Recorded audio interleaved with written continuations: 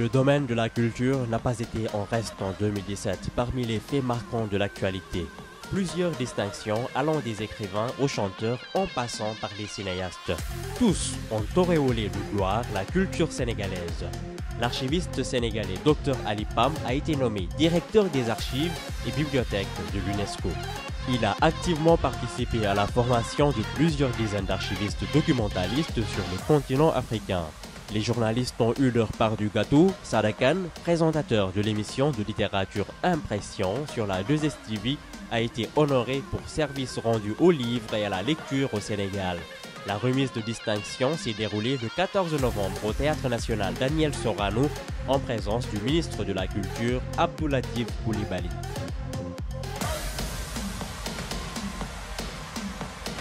Le cinéma sénégalais est lui aussi sorti du lot lors de la 28e session des Journées cinématographiques de Carthage à Tunis.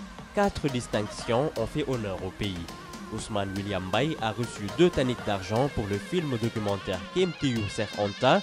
Le deuxième tanit d'argent est revenu au trio Pape Bounama Lopi, Marc Rechia et Christophe Rollin pour leur court-métrage fiction intitulé Dem Dem. Félicité du réalisateur Alain Gomis a encore eu du succès. Après avoir remporté le prix spécial Silver Hugo du jury de la 53e édition Festival international du film de Chicago, le film a remporté le prix de la meilleure interprétation féminine avec Verochanda Beya. Le 4e prix des Journées cinématographiques de Carthage à Tunis lui est aussi revenu avec le prix de la meilleure musique originale.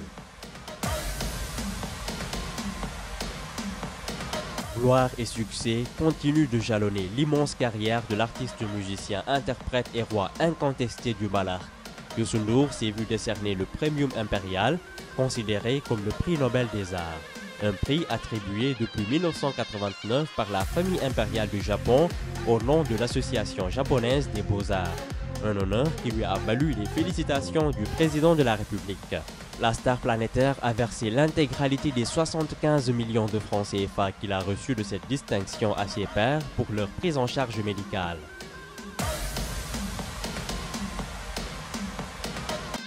Le monde de la francophonie n'a pas été laissé en rade. L'université Cheikh Anta Diop de Dakar, UCAD, a élevé au titre de docteur honoris causa Michael Jean, secrétaire général de l'Organisation internationale de la francophonie OIF.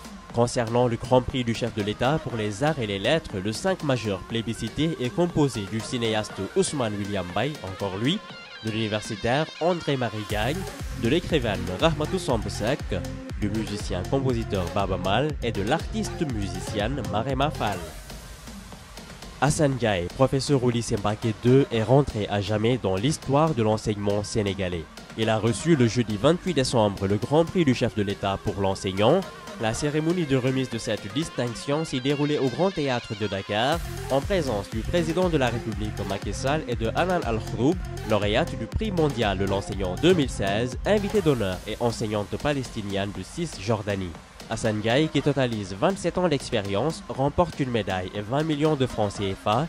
Il était nominé en même temps qu'Abdoulaye Sow, enseignant à l'école élémentaire du centre Talibou Dabo, et Khalifa Ababakar Wade, en service au lycée de Mbao. Plusieurs fois primé à la Biennale de Dakar, le sculpteur sénégalais Ndari Lo s'est éteint à Lyon le 8 juin des suites d'une longue maladie. Fasciné par le mouvement, Ndari Lo savait galvaniser l'homme africain. Mes sculptures, je les appelle Nit, qui signifie personnage en Wolof. Je ne sais pas consciemment vers où elles marchent, mais ce qui est important pour moi, c'est leur mouvement. Je suis obnubilé par le mouvement, il faut que cela bouge, soutenait-il dans une interview. Le cinéaste sénégalais, également photographe, peintre, réalisateur, directeur artistique, scénariste et producteur Bounama Medoun Sey a trépassé le mercredi 28 décembre à Paris des suites d'une maladie. Pendant 5 ans, il a photographié les fous et les laissés-pour-compte qui habitent les trottoirs de Dakar. Bounama Medoun Sey a collaboré à la réalisation de différents films documentaires, dont 7-7 à Dakar de Moussa Senabsa.